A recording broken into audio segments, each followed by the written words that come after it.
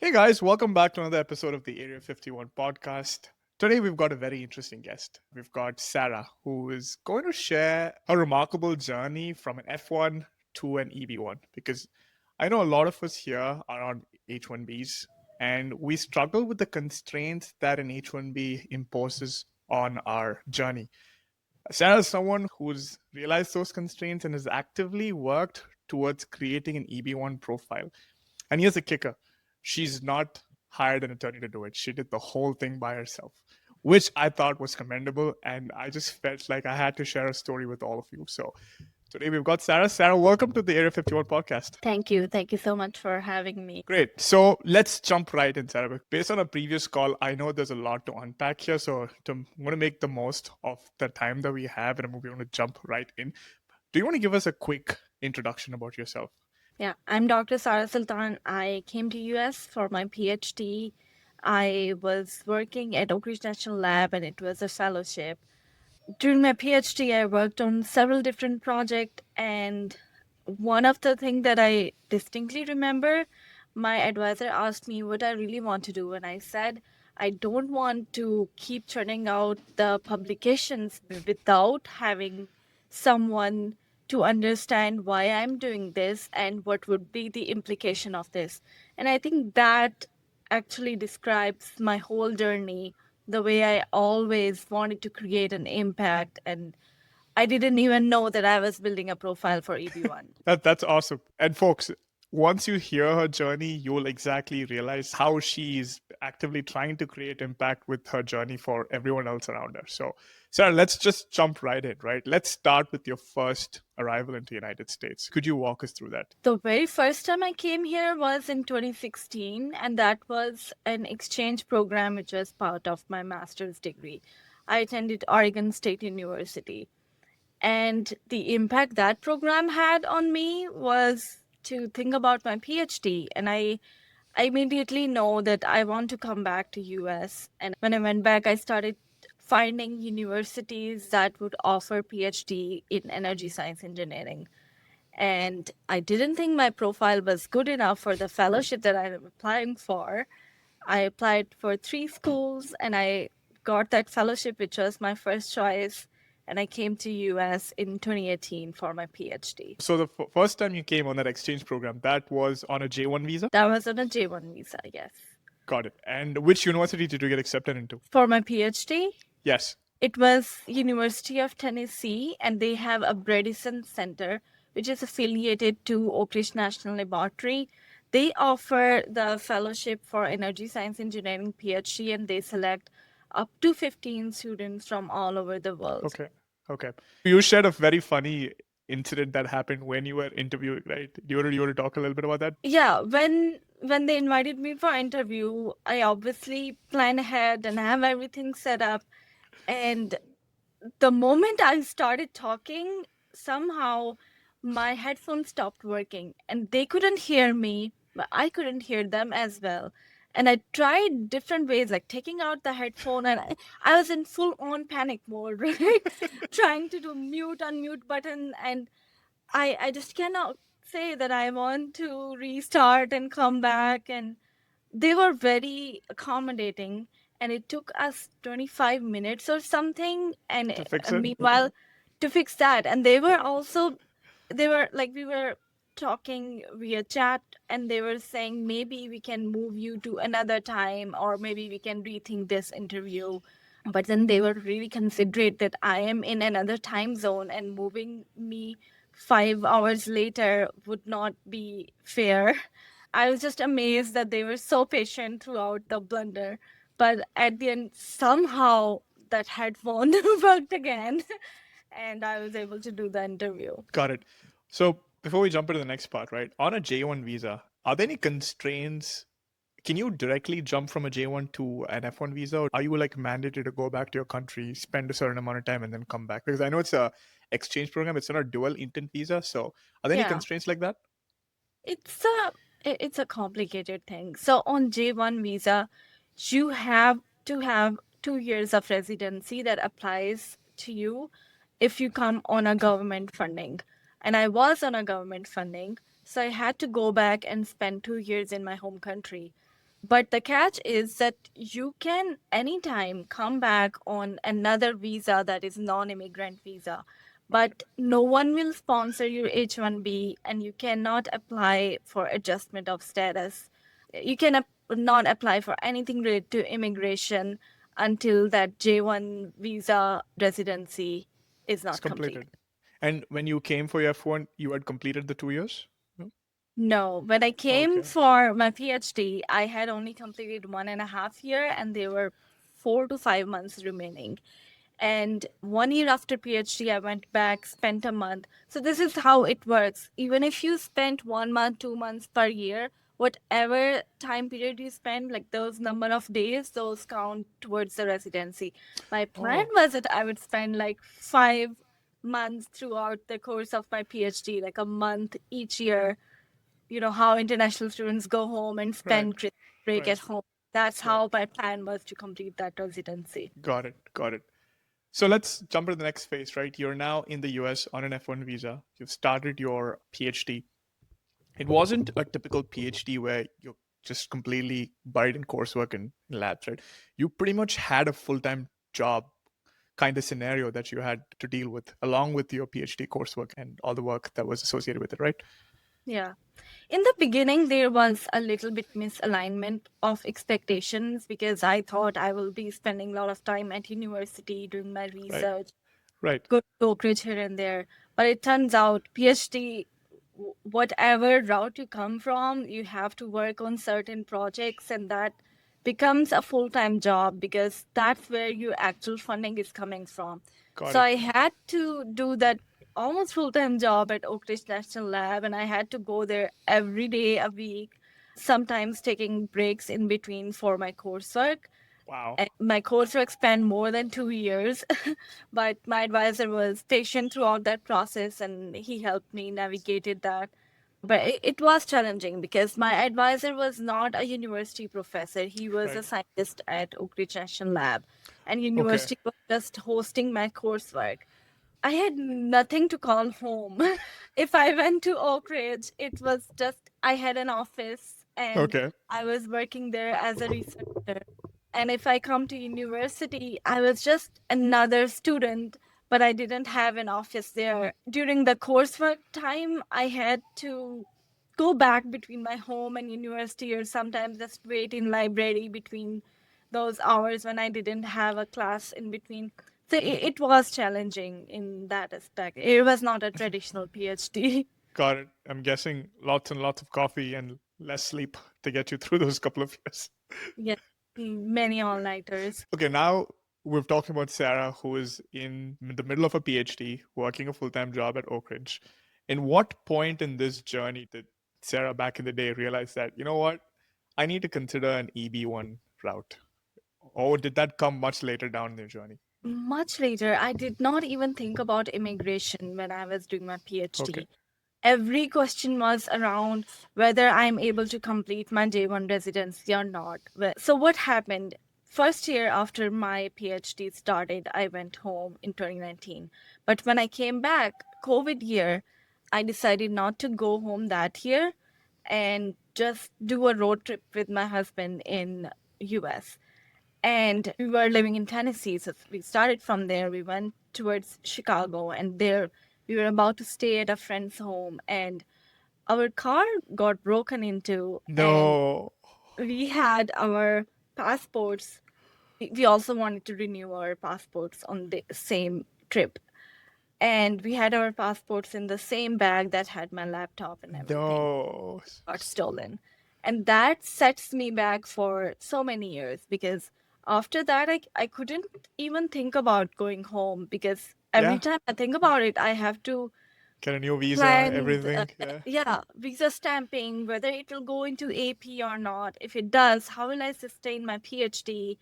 And everything comes to that. I do not want to jeopardize my PhD, so I would not go home. For the next 5 years, I did not go home. Even after I graduated, I had to No. wait a little bit. So yeah. That's tough. Did you lose your any of your research as well? Because you said laptop was also gone, right? Or was it just the A passport that was little bit. I think my advisor was on top of everything okay, because okay.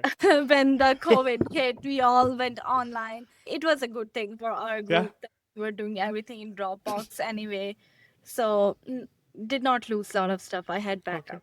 Yeah, that would have set you back quite a bit, right? Because for you to move to your next stage, to consider even an H-1B, no one Yeah. will file for it if you have 5 months left on your, or 6 months left on your 2-year residency as part of your J1. That's a tough situation to be in, right? And was that when you considered another alternative? I was still very afraid of jeopardizing my PhD, and I thought that I have OPT no matter what. Correct. And if I apply for immigration or if I go back home, either way, I will be either jeopardizing my PhD or maybe my OPT wouldn't get approved. And Right. I just write it out. I went Okay. to the conferences, kept doing my PhD, kept my head down and doing research. And lucky for me, when I was presenting a research, a recruiter reached out to me from a company who had remote work opportunity. Okay. And they said they're interested in hiring me. Oh And wow. I told them that I have 1.5 year almost remaining in my graduation, maybe 1 year, but that's the timeline we are looking at. He said that we are not in a hurry. We can keep discussing this. And so for the next few months, every 3 to 4 months, we would have a short call where he will explain what kind of work they are doing and where he want me to contribute Got it. to. And then there were a series of interviews. So the whole time when I was doing my research and trying to finish up my PhD, they started that interview process and paperwork and everything to hire me. So when I graduated, I had that job lined up, even though they hadn't gave me the offer letter yet. I was certain that I will get that. So I did not have to worry about the immigration and Got it. anything. Yeah. I would file for OPT and start working in that job, and And then then figure it out when you had to. yeah. Yeah. So the 2 to 3 months into that job, I decided to go back home and work from there, and they allowed me that. Oh, And that's okay. how I actually Perfect. completed Yeah. my residency. I spent 4 months at home and worked for the same company. I'm sensing a pattern here, Sarah. Are you always someone who's like, okay, that's my next goal. Once I finish that, I'll think about what's after that. And you're like, are you Sometimes, sometimes I do things parallel. Like I like writing and I have a blog and I never stopped contributing to that. And I liked research and I always okay? was doing peer reviews, even when I was not thinking about immigration or EB-1A. Right. Just contributing to my field in some way that I was doing always. Got it. But immigration, it's a, how to explain it? It's something that no one can really tell you if you have not experienced it yourself. Absolutely. Yeah, you put it very well because no one prepares you for a life where this has to be a part where that has to be actively thought about and actioned out and planned. Because till now, you're like, okay, the next step, next step. You're like in that flow state, right? Where you just go one to the other to the other. Suddenly, you're like, oh my God, now there's planning involved for me to just exist in one place, right? That's like a very alien concept initially, at least. Yeah. And I think one thing that I had as a safety backup in my mind, I knew about NIW and I knew that Okay. my work is very important. So I was like, if nothing works out and I even have to leave US, I will get NIW anyway. So I Okay. can apply for that whenever Right. I want. So that was, I think, one question that I could fall back on and not worrying about immigration that much. I always had this optimism in my mind that I have a good profile. There are companies who need my expertise one way We'll or make it another. work. They will Yeah. hire me. We'll make it work.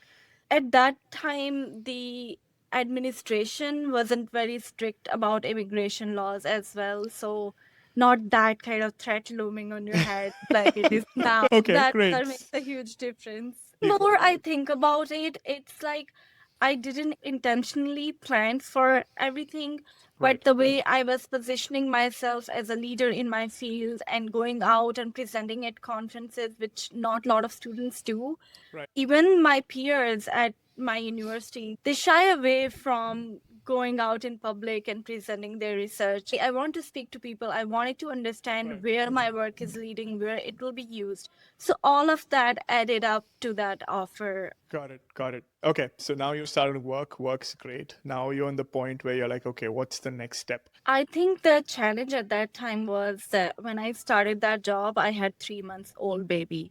Right after graduation, Oh, a okay. month after graduation, I had my child. Okay. And I knew that the offer that I got after PhD should be a little, at least I should be getting 20,000 more than what they have offered me. And I knew that it's a very low package for a Right. PhD. Right. But because of my child and because I needed that remote job, I took it. And 3, 4 months into that job, I realized that I'm not able to contribute to my child's development because I cannot afford to pay daycares or babysitters. It became very hard to keep up with everything going on because I was suddenly moved from Tennessee to California. That's Oh, wow. 3x cost of living. Yep. Absolutely. And I did not factor that all in. And whenever I thought about changing my job, changing that situation that I was in, immigration was always a question. I got an offer from a really good company. It was a good job, but as soon as they found out I am on OPT, they rescinded their offer. Really? Oh, shit. Yeah. So that's when I realized no matter how much contributions you have and how much talent you have or how much need US has for your work, employers are not going to take you seriously until you have the immigration thing sorted out. Yeah. And that's when I started thinking about NIW even more seriously.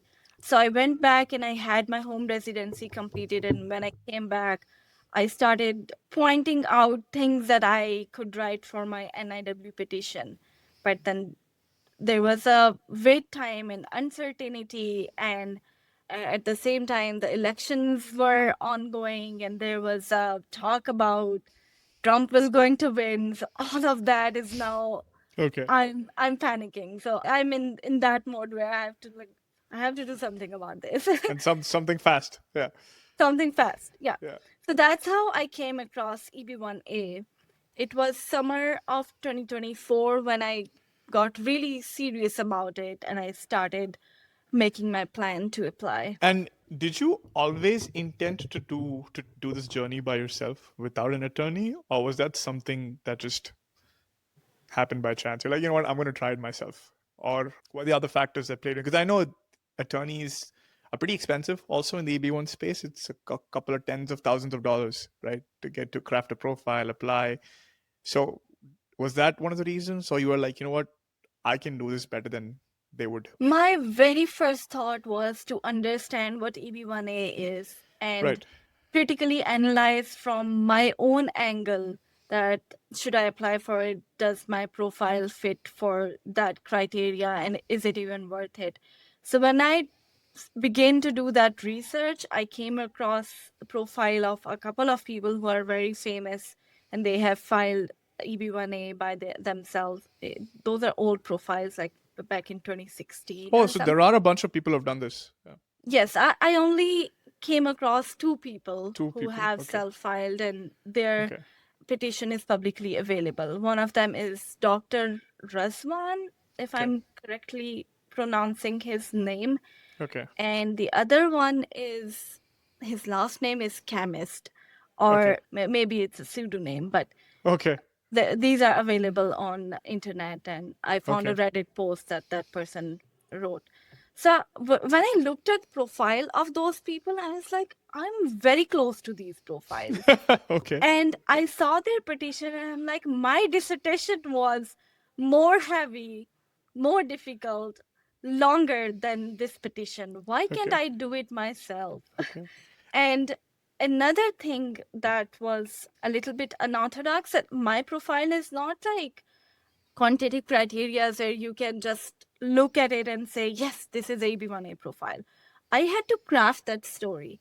I did not have thousands of citations or large number of publications or even higher salary that I could claim. And I figured out that lawyers who took these cases, they take very strong cases. And in my case, the evidence was all over the place, and I had to make that story of where my research is being used. Right. And that's not something that any lawyer would do the hard work on, Right. because that's not in my resume and that's not anywhere on my LinkedIn profile. Yep. I had to get a lot of email threads and some of the letter of recommendations to prove that my work is important and it's being used in industry. So And those two also required an criteria, in-depth understanding of your field also, right? definitely, yes. Right. Yeah. So that's the thing. Lawyers know that lawyer language, that plain language that they can present to USCIS. But on their end, they have to get up to speed on what you are working on. Right. And I did not feel like someone like me, who has worked in this field for decades, can easily explain this to a lawyer and get him up to speed. Fair. And I also consulted a couple of my friends who applied for NIW through a lawyer, and they shared the templates with me and told me what they had to fill out in those templates. And I figured that's a lot of work. So you are doing a lot of work for the lawyers. Why not use Do the it to whole thing. just write Yeah. your own petition? Because I you'll be love it. doing that work anyway. I love it. This is my strong belief that no one can tell your story better than you. And I tell it to everyone. It's very easy to file a petition when you know your impact and when you know who is your audience, who are Right. you speaking to. And those are the skills that I learned during PhD. I'm not a writing major, but I took a lot of courses just out of curiosity, just because I loved writing, to understand how to display that impact, how to translate that impact for an audience that is not from the same field as you are. And that paid off actually.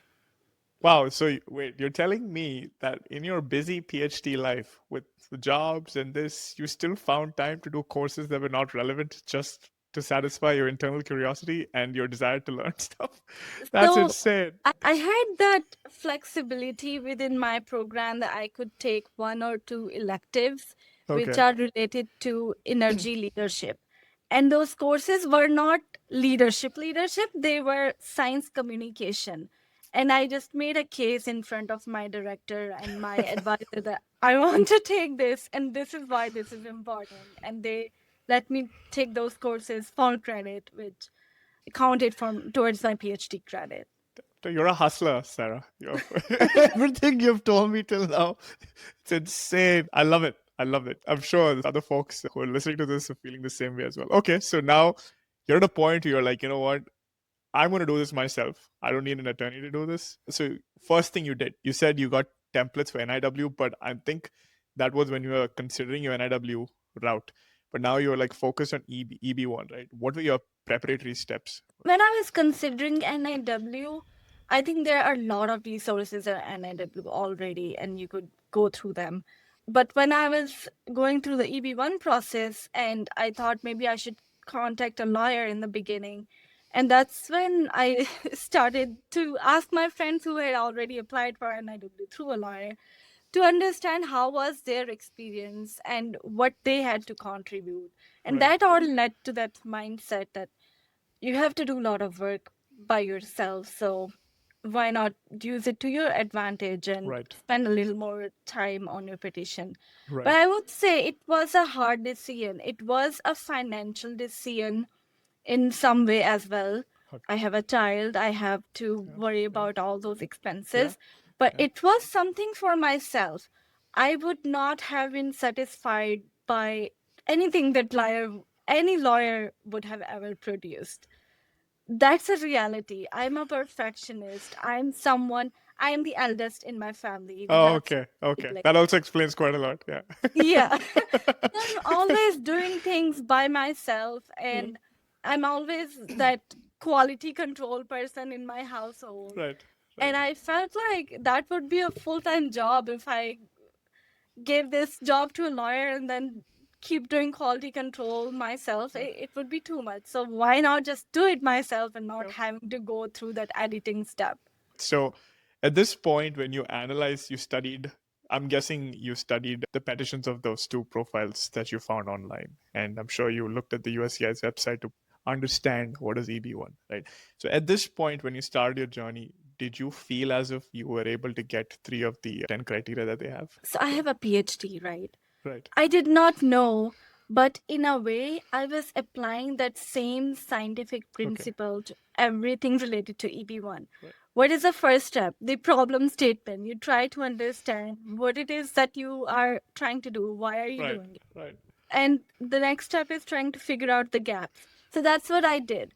Okay. On paper, I met almost 6-7 criterias. But do these criteria matter? Would they move the needle? And I try to assess the gaps. And I try to make a timeline in 6 months or so what I can do to make my profile stronger. Right. The criteria that I already met without doing anything was publications, judging, original contribution, some of leading and critical role, some was already in the making, which I knew that in 6 months it would be more stronger. I already had membership. I did not claim that as a criteria because I thought it was not the strongest, but I had that membership. I had awards, and how many are these already? That's yeah. what a nice problem to have. More than 5. I can't keep track of all the. also, also, I like the way you started the response to the question when I said, "What are your preparations?" You're like, first of all, I have a PhD. Okay. That is more than enough. But I'm just kidding. All right. Let's dive into. I made a list based on a conversation last time, right? So we can go a little bit more into detail. So first one, let's talk about the original contribution because that was one that you claimed, right? Let's break this down a little bit on what you did to claim this, and did you have to do any additional work, or was this already when you looked at it based on your PhD work and everything, were you already good to go? So let's talk about original contribution first. So all of these criteria that I just mentioned, they were already in my list. Like I already at least meet the criteria. Okay. But whether they were stronger or not, that was a question. And for original contributions, I already had a PhD and my research from PhD. Right. I had to figure out the impact of what I already did and what can I do more to improve it. And some of it was luck too, because when I started my PhD and I picked that research, that was already a hot, trendy topic in my domain. Like not as hot as it is right now. It has gained way too traction, but we could see that it would be an important topic in 3 to 4 years. Gotcha. And because I told my advisor that I want to do something impactful, we picked out market transformation and policy impact in addition to the research I would do. So I had 3 parts in my dissertation already. One was improving the research or creating that prototype. The other was to figuring out how would it play out in market, the commercialization aspect. And I advised a couple of startups who built on my research to do their own business. Got it. And you said they got a grant of $1 million yes, also, right? They got a grant this year. When I advised them, they already had some seed funding, but they got another grant this year, and I used all of that as original contribution. I'll come to this point later. Yeah. So yes, the third part was the policy part, and we were also trying to figure out what would the standards look like for this technology in the next few years. So I already started on a really good note in terms of my dissertation. And when I claimed that criteria, I attended that Atlas Summit last month. Right. And there was a session by a lawyer, I think through Manifest Law. Right. Am I there yet? And they talk about original contributions, and they say that you can claim something even if it does not have your name on it, but you can provide 50% of the evidence that links it to you. And Okay. that's what I did with that startup funding, Okay. because I advised that startup. Right. They had given me a letter of recommendation which said that I helped them. And then they got funding, even though I did not get that funding, but they got funding. But you I connected linked it. it to Yeah. my advice. I connected that. And I think that also made a difference. Everything builds your Yep. case up. Yep. Yep. So that was something which not a lot of PhD students have, and that gave me an edge. Got it. And the other thing regarding my original contribution was that I had Department of Energy grants through which I worked on my project, and that is on the Department of Energy website and the government Oh, website. wow. Okay. So it shows that my work is important for Got it. US Got it. priority. And you also mentioned that the Berkeley lab used your work to update their software Yes, algorithm also, right? that comes a little later. That happened within those 6 months time frame that I was talking about. Okay. So in summer, I switched my job. I got a job at government agency, California Energy Commission. Oh, wow. Okay. And through that role, I was leading the development of codes and standards. Okay. And I think it was a lucky break for me because I could influence policymakers. As I said, the field and technology is getting popular, Right. and there are more and more startups in that area, and it has a great impact on the economy of United States, because if you implement it in residential buildings, it could save a lot of utility cost. Right. So using all those arguments, told my supervisor that this is something that I have been working on. And since you are looking for new ideas for the next cycle of codes and standards, we should consider this, and this is important. And at the same time, there was a consultant team who was doing code readiness project to see what technologies would be important in the next few years. And Right. they reached out to me as well, and they said that we saw your name popped up a lot when we search about thermal energy storage, and we wonder if you would give us some Awesome. details about your work and everything. So that's how my work got looped into this codes and standards work Okay. for policy development. And it was part of California Energy Commission's next year's agenda, next updates agenda. That's what I also used as evidence. Evidence. So, okay, let's jump on to your next criteria, right? Which is critical role. A lot of the things that you explained right now for original contribution, I feel like some of them could be used for critical role as well. Was that what you did, or did So you have another whole set of achievements that you could contribute towards a critical role? similar things, but I just divided them into original contribution and critical role. Okay. Okay. So, what I worked as a scientist and what I developed as that prototype, and where that model was being used, where those publications were being used. So, anything that I produced and developed and that was being used somewhere, that I used in the original contribution. Okay. And anything that I was leading, contributing towards, like presenting my work at conferences and presenting the peer reviews at Department of Energy, Right. leading a team at California Energy Commission or stakeholder meetings, doing that bridging between different audiences. So all of that I claimed as a critical role. Okay. And as you were reminding me earlier, Berkeley, sorry, I forgot the name. Berkeley National Lab, at the same time, so now the technology is new and we want to adopt it in the codes and standards, but it's not in the software yet Okay. to properly model for the code. So for that compliance modeling, Berkeley Lab was using my work to update their algorithm. Got it. And that's something that I also used in the original contribution. And because I was leading the same team to do that work, I used that as leading and critical role. Awesome. So, from what I've understood, is that some of these can be interchangeable, right? One, a lot of what you use for critical role could be for original contribution and vice versa. So, was it tough splitting it between the two categories? At what point did you think, you know what, yeah, this is enough for category one.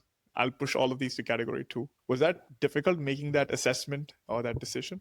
Anything that I produced would go into contributions, Okay, and fair. anything I led or had discussions on that would go into critical role. And not all of that was my master's research. When I was working at both Oak Ridge and California Energy Commission, I was leading some other projects Yeah. in addition to my research. So all of Got it. that would go into critical role. And even I splitted that startup thing. That Right. when I advised them, that Okay. was a critical role. But Got it. when they got the funding, that was additional Oh, contribution. wow. That's so cool. Very, very innovative. Very Yeah. innovative. Okay, let's jump to the third criteria, right, which is judging, right? Can you walk us through what you did to claim this criteria? So during my PhD, I already had some opportunities to do peer Okay. review. Okay. And I thought at that point, I thought I already have a lot of peer reviews, some journals and some really prestigious conferences where I got a chance to do peer review really early in my PhD. Okay. And that I showed as sustained claim that I have been doing these reviews since 2020. But I thought it's still not strong enough. And I reached out to a competition in my field that is a national competition, international competition. So it's called Department of Energy Solar Decathlon. Okay. I reached out to organizers at National Renewable Energy Lab and I asked if for the next competition they need reviewers and I would be happy to judge. And they sent me a form and said, yes, please fill this out. I filled that form and in a week or so they got back to me and Oh, said that awesome. we want to have you as a judge. So that's one thing I did.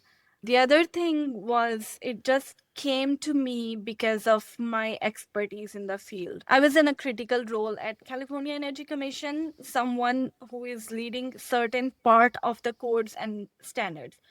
And there's another department in California Energy Commission which manages the proposals and fund different grants. And Right. they have like 50 million grants per year that they give out fundings for.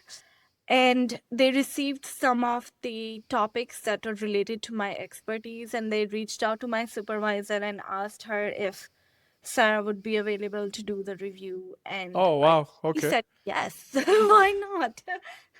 So that started a chain for me. They reached out and I did 3 grants. And then that was a little bit different topic than my PhD work. Okay. And then I reached out to someone else within the same department who was working on energy storage topic, which is very close to my research. And I Right. said that, hey, I am this person at California Energy Commission, and I recently reviewed these 3 grants for this other division. And I saw that the projects that you are leading, they are very relevant to my research. And given my background and expertise and my experience with reviewing, I would love to help you out if you have A some need for grants it. that would need review. And they said, yes, we are always looking for technical reviewers. So they reached out to me 2 times after that to give me assignments on reviewing. So that's how Okay. my judging criteria became very Got it. strong. Got it. I was going to ask you if you had any advice for folks in this category because in your line of work or the way you had positioned your profile even before looking at an EB1 was very proactive and you've done conferences. So for you to get these peer review requests, I'd attributed a lot to that aspect of your personality as well. One advice that I have is whether you are just starting out your journey, whether you are just a master's student and still at this point you start thinking about EB1, chase excellence in your field. Try to Right. be the expert in your field. Right. And you can do that in many different ways, but networking, nothing beats Right. networking. Right. That's why I always emphasize on going out to conferences, meeting people who are expert in your field. I used to go look at LinkedIn profiles of people who are leaders in my field and Right. see what they did, what volunteer Try to copy experiences that. Yeah. they had that I don't Yeah. have. And that's how I came across so many opportunities. I got to learn about what you can do in your field because living in your university, you could be in a bubble. If you even if you don't go out to the conferences, you Right. won't know what the real world looks like because academia kind of shields you from all Yeah. of that. Yeah, absolutely. Absolutely. Yeah, so very well put. Very well put. And to your judging question, I think what most people do is they go for peer reviews or hackathon. And I want to put this out there that everyone is able to do that. You Okay. have got to stand out. And the way you can stand out is to understand where what is the trend in your field, where are most startups getting funding from, and reach out to those funding agencies and see Right. if they need technical reviewers. There are a lot of funding agencies in California. They are invested on utilities in California that Right. funds lot of different projects. So you need to understand where the funding comes from in your field and go for those opportunities. Ask for judging grants opportunities, and government needs people who will be technical reviewers and not have conflict of interest, because there are a lot of people applying for these grants, so every expert would have a conflict of interest.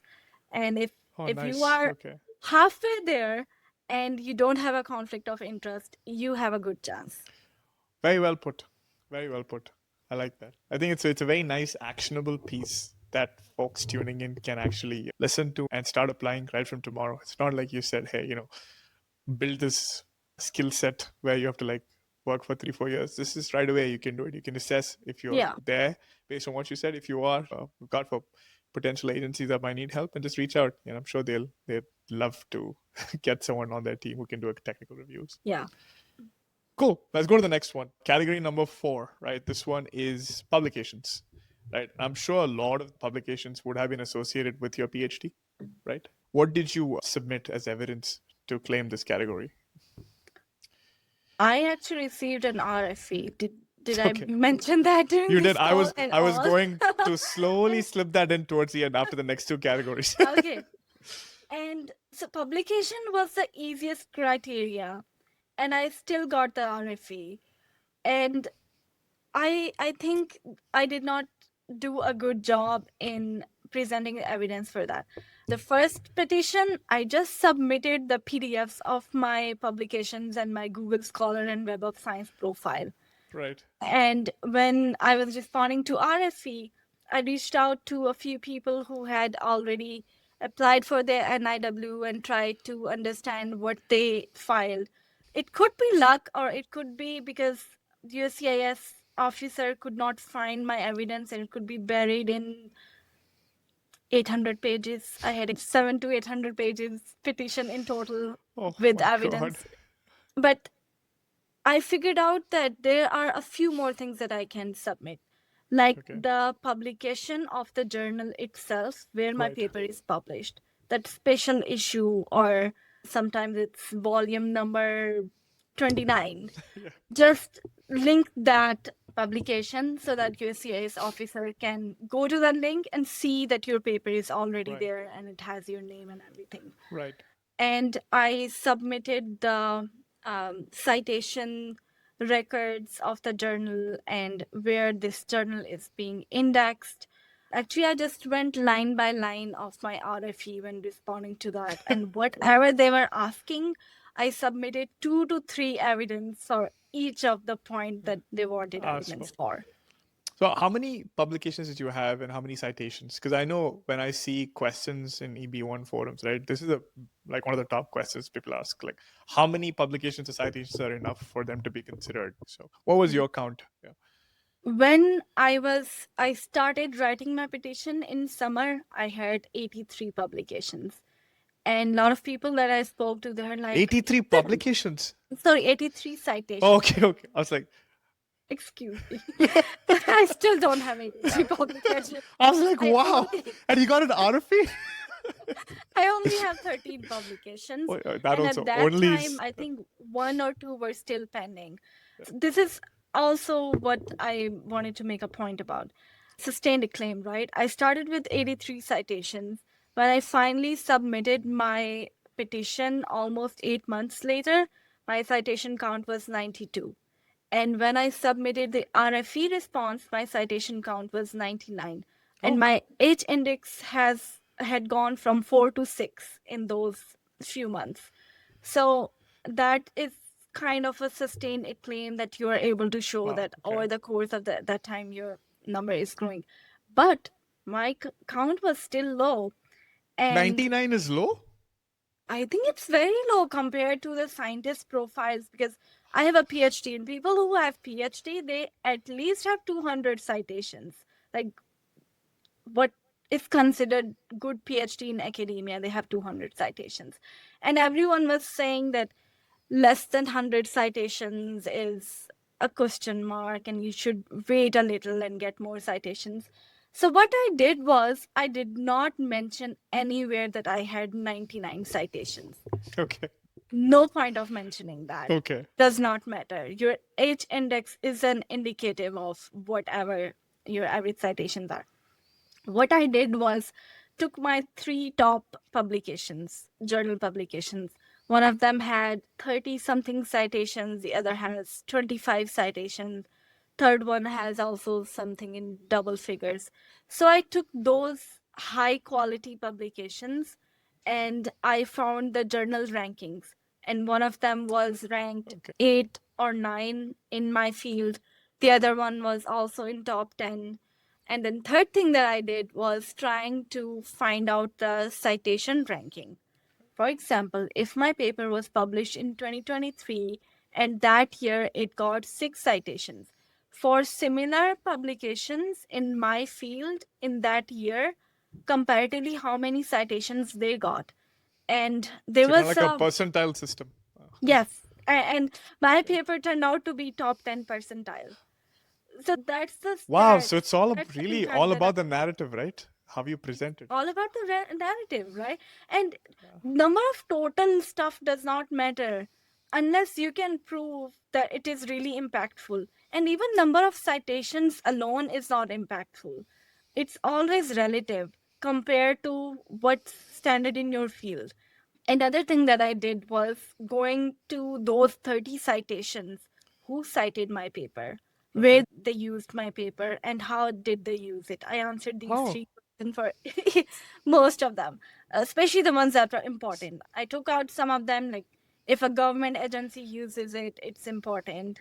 If a high profile professor uses it, it's important. If it's used by someone in national lab, it's important. So I mapped that out.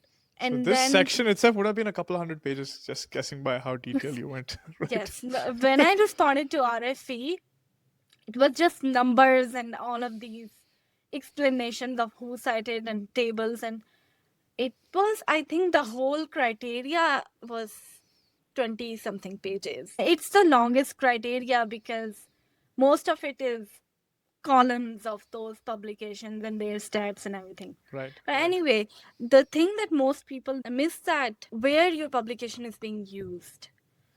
There are so many instances where your publication could be cited in introduction of another paper. And that's just referring to that this person also did a research related to mine.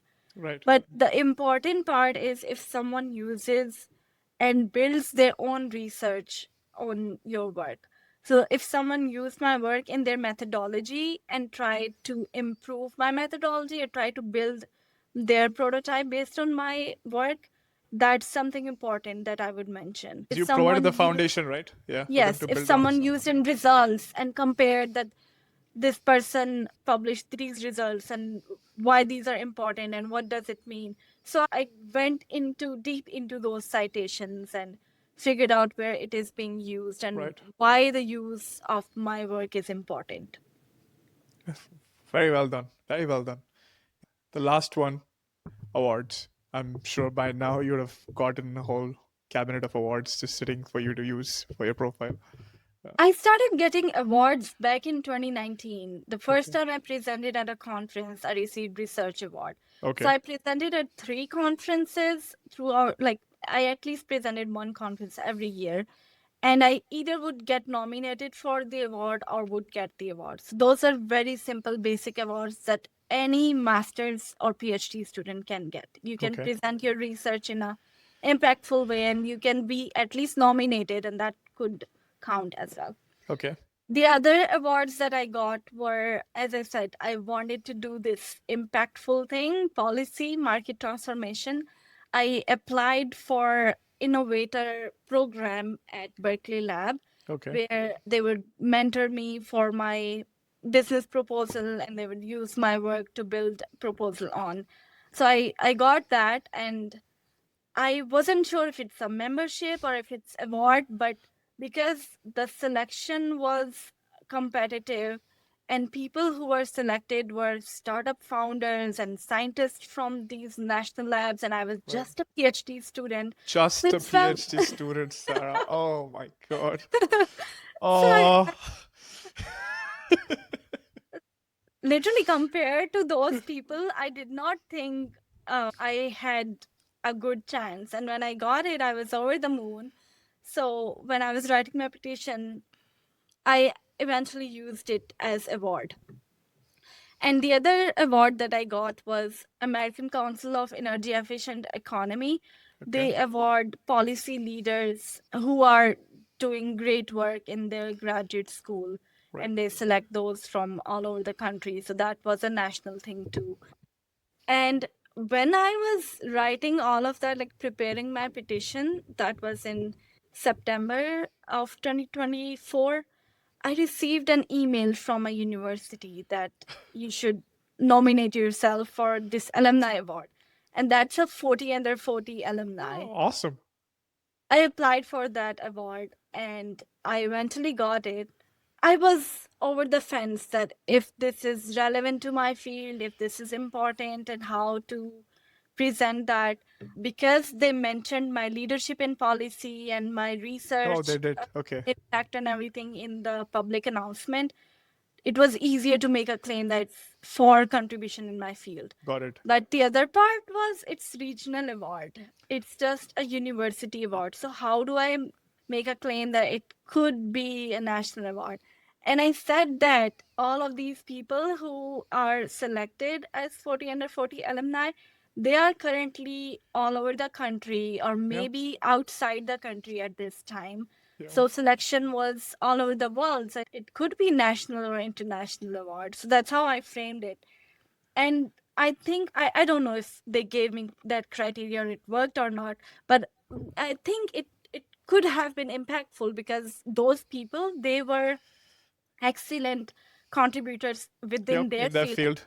like athletes and musicians and Yep. football coach and so many different Yep. So fields it's and an top international performers. it's an international playing ground at this point, right? Because you've got Yeah. people from all over the world. So that's awesome. Out of these 5 categories, right?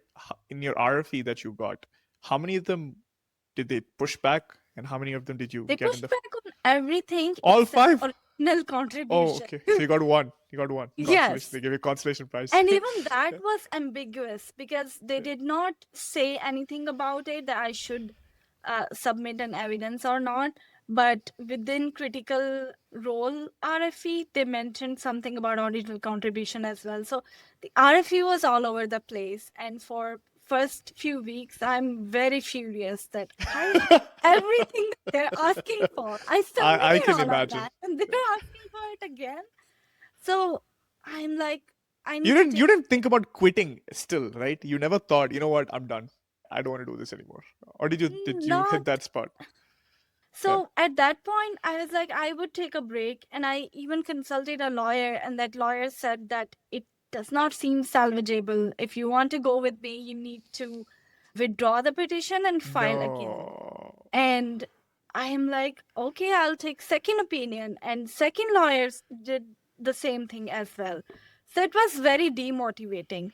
But I'm like, I need to take a break and not think about it at all. And I Okay. said, as I told you, I just went on the vacation. I took 2 weeks vacation from my I love it. job. 3 And at months the to submit RFE response, and out of which you took a vacation for the first 2 or 3 weeks. I love it. Yes. I went on that vacation and I wouldn't think about RFE at all. And when I came back, even then, my morale was very down. And I would just sit and read the RFE and like, what am I even supposed to do here? And then I started to realize, because at the same time, one of my friends got denial, NIW Okay. denial, for a Okay. profile with 263 citations. That's N- more than what I have. And that even set me back. But then I was like, can you send me your denial summary? What happened? Why were you denied? And all those things that I was mentioning, a lot of it I got from that denial response. They pushed back on his publication citations, because they thought that it's just being used in background and it's not being used in meaningful way. I was like, I can turn this RFE around because I know my work is being used in meaningful way. Another reason that he got denial was that he claimed that he will start a job in industry, and they're like, you did this PhD and you will work in industry, so where is the benefit to US government in all of that? Where does that play out? And Okay. I'm like, Okay. I'm already working Keep in for the US US government. government Yeah. and my work has a national priority that I can prove. Right. So I can turn that around.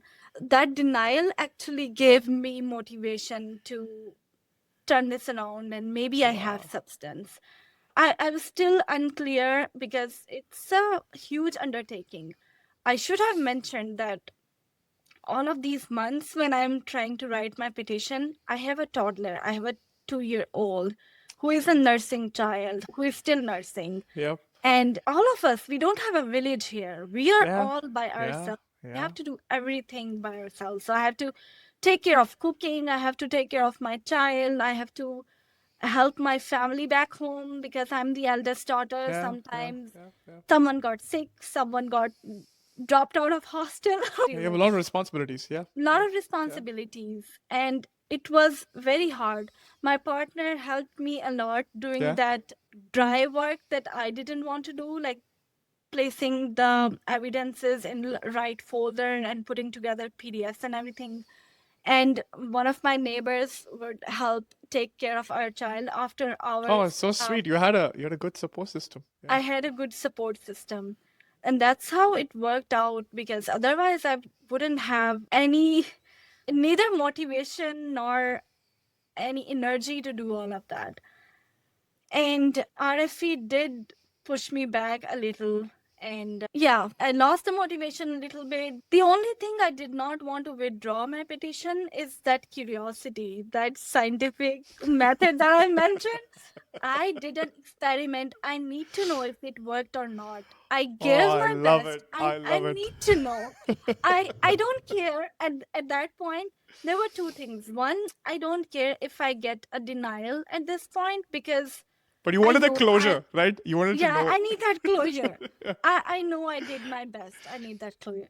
And the second thing, at that point, I'm like, especially when I attended that talk from Manifest Line, Yep. I'm Yeah. like, Yeah. this is my profile. I can have the EB-1A approval if I Yep. make this story. And after that, I'm like, if USCIS does not approve me at this point, that's their loss. Literally, that's what I thought, because Right. I'm like, I have created a lot of impact already in my field, and I just need to explain it to them. And it literally would be United States loss if they wouldn't approve. And I would tell everyone, if you have such impactful work, or if you have drive to do that impactful Yep. work, Yep. take that mindset with you, and Yep. it will go a long way. Yep. To your question, I submitted right at the deadline. Oh Uh, wow. I know, Oh my I God. know. So I'm stressed out for you. it was a long document. So we had been working on it for 1.5 months at this point, little by little, little by little. And when How I many went to pages was it?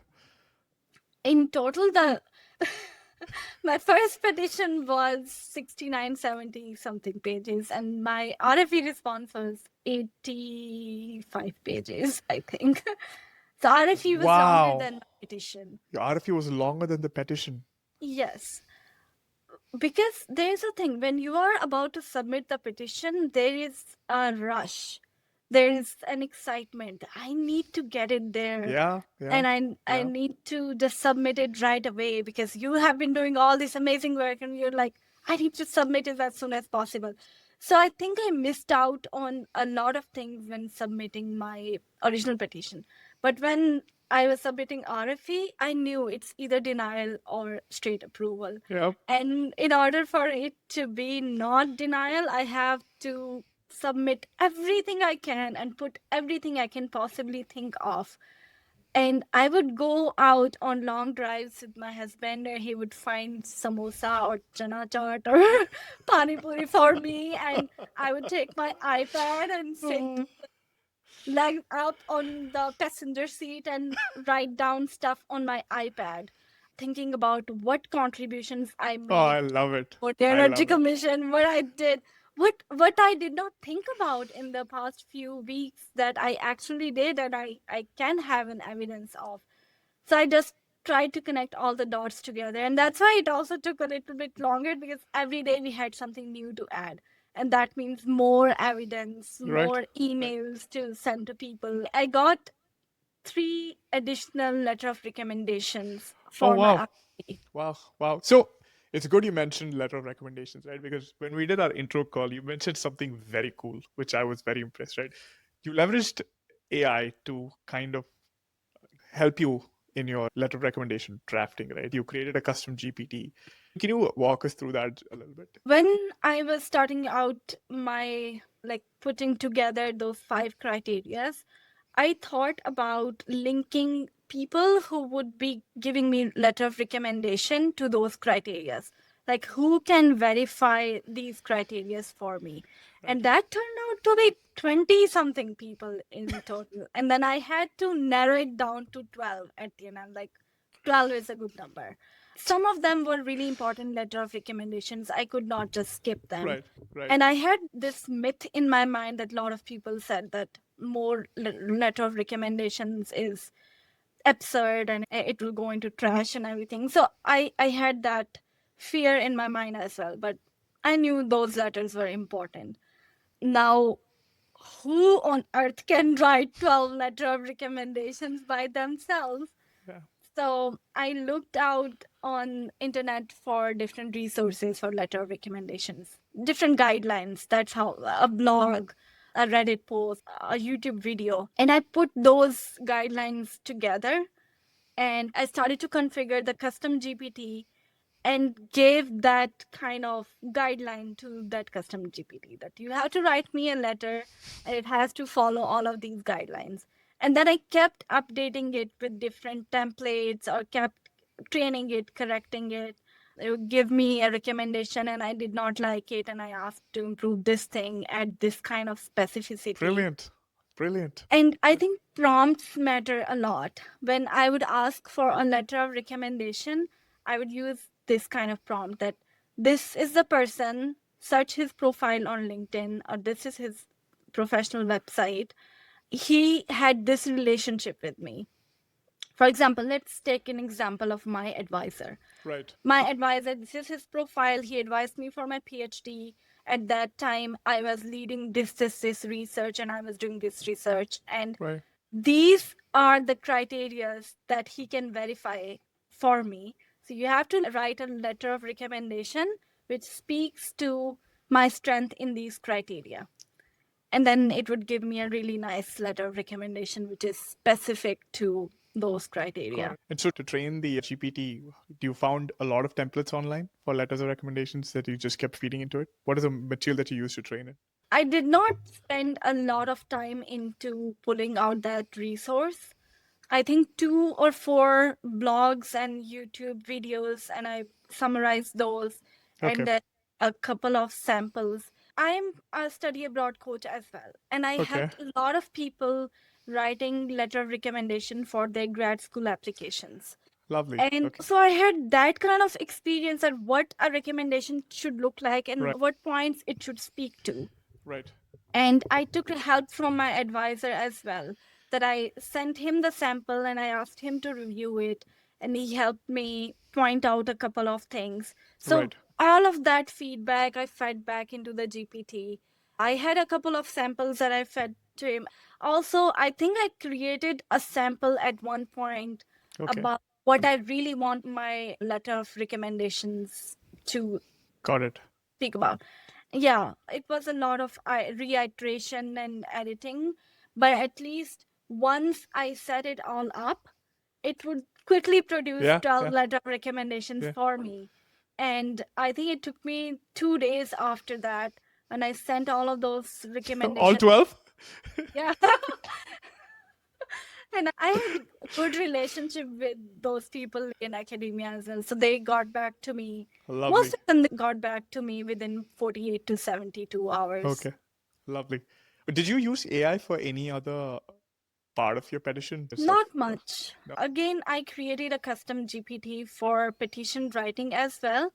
And I fed a lot of these guidelines and those two templates that I had from Reddit into that GPT.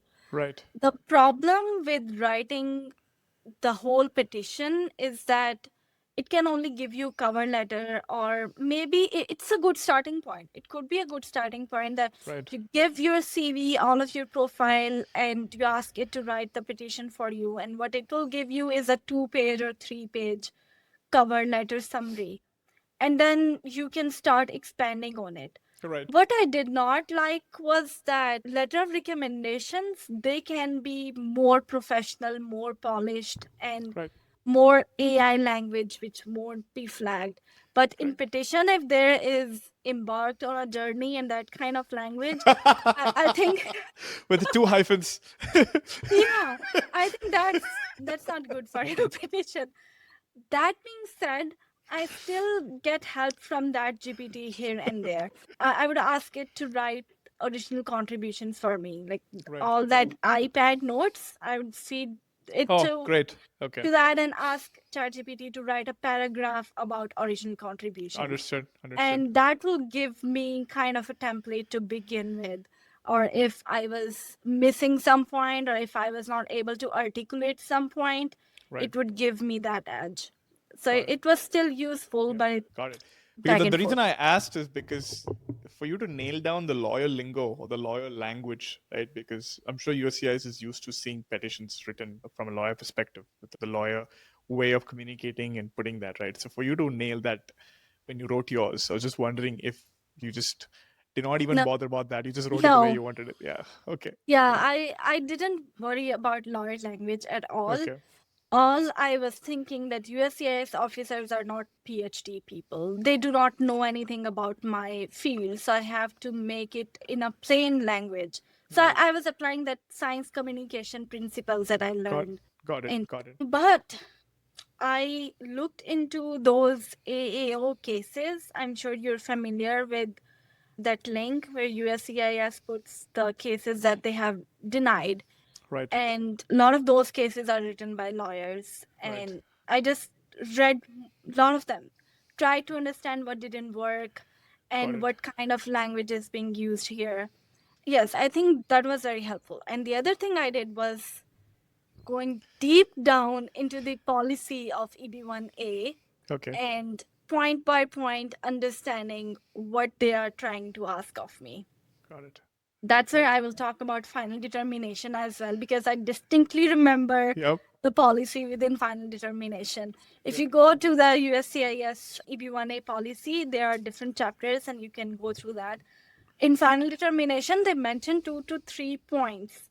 One of them was if the person had unsolicited invites from different events for speaking or judging, etc., that is an indicator of sustained claim. And I had Okay. a couple of those unsolicited Okay.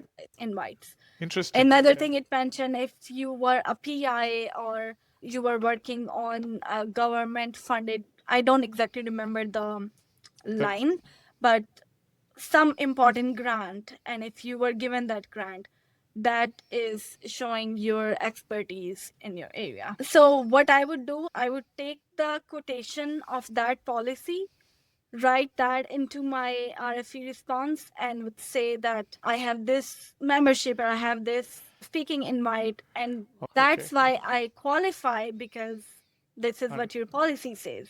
There was a membership criteria as well, which I mentioned I did not claim. Okay. But I used that in final determination because that was, again, I don't exactly remember the language, but it was written in the manual. So that's a really, really helpful resource. I would advise everyone to go through that Okay. and assess your profile against that and try to just fulfill all of those criteria from that angle. Got it. Got it. We're on the tail end. Okay. I've got two or three quick questions. Okay. First one, you mentioned a bunch of people who helped you, right? Who are the top two or three people who impacted this journey, who helped you in this journey the most? Without these folks, you're like, there's no way I could have done this. My partner, first of all, because he was the one who kept pushing me. There were moments, especially like 3 days before RFE, before the deadline, I'm in the full time panic mode because for the past 5 days consecutively, we only slept 4 to 5 hours Yeah. in 24 hours. Yeah. And that was hard on my body, on my mind, and Yeah. I was still doing a full-time job. It's hard to take off from job Yeah. when I had just started that job. So I'm like, okay, why am I even doing this? Maybe they will deny my petition, and at that point, would it be worth it that I did not sleep at all?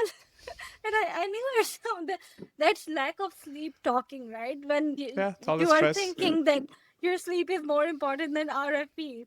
And he would say that it would pay off and you need that closure even if Yeah. it gets denied. So he would just throw back everything at my face, that whatever I have been telling him. He played a huge part in arranging the petition for me, writing some of the parts that he could, for example, Oh, lovely. Yeah. pulling out the data for journals and writing the name of the journals and rankings, etc. Whatever he could do for me, he did. My advisor, definitely my PhD advisor, he is such a blessing to have. I think I've been lucky. He not only guided me throughout my PhD and whatever route I wanted to take, he gave me recommendations on wherever I wanted to apply for. All of these opportunities, like peer review or getting awards from the conferences, it would not have been possible if Without him. my advisor didn't support me for those. He had to, for some of them, he had to nominate me or he had to give me a letter of recommendation. I had to respond to those emails asking for more details. Imagine if he had missed either one of those, Yeah. that would have made a difference to my case. So, and even after that, after graduation, I worked with him on another paper that we recently submitted, and he gave me the feedback on my letter of recommendation. And with the new administration, there were a lot of changes. Like he asked me to change the word decarbonization to energy Oh. security because it's Oh more, wow. I never. Yeah. Wow. That is important. yeah, Yeah. things Yeah. like that. A little bit of reframing of my work so that it does not flag a lot of that anti-energy things that are going on within the new administration. My husband's name is Sayyid Muhammad Akib, who helped me a lot, and my Yeah. advisor's name is Dr. Khalid Lusenkamp. He works at ORML. He's a senior scientist. The third person I want to mention, his name is Moses Osho. He's originally from Nigeria and he currently resides in UK. He Okay. reached out to me because he thought I was the expert in the field. And at that time, I haven't even applied for EB-1A. I'm just thinking about it. He said, Dr. Sara, can you give me a recommendation for my NIW petition? I hesitated a little bit because I am still not a green card holder or a citizen. That's Right. another myth, actually. People think only citizens can give you letter of recommendation. It's not true. Okay. At the end, I gave him letter of recommendation and he got his NIW approved.